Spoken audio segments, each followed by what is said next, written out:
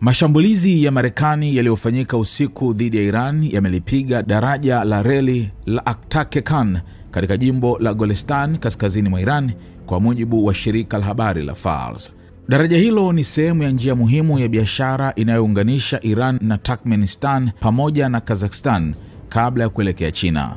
Fars imesema njia hiyo imezidi kuwa muhimu mwaka huu kufuatia hatua ya Marekani kuzuia bandari za Iran katika Ghuba. Shirika hilo pia limeripoti kuwa Urusi imekuwa ikitumia njia hiyo hiyo kusafirisha mizigo kwenda Iran tangu mwishoni mwa mwaka 2025, jambo linaloifanya kuwa kiungo muhimu cha nchi kavu kati ya Tehran na washirika wake wakubwa China na Urusi. Licha ya uharibifu huo, Fars imesema matengenezo ya daraja hilo la reli yanatarajiwa kukamilika haraka.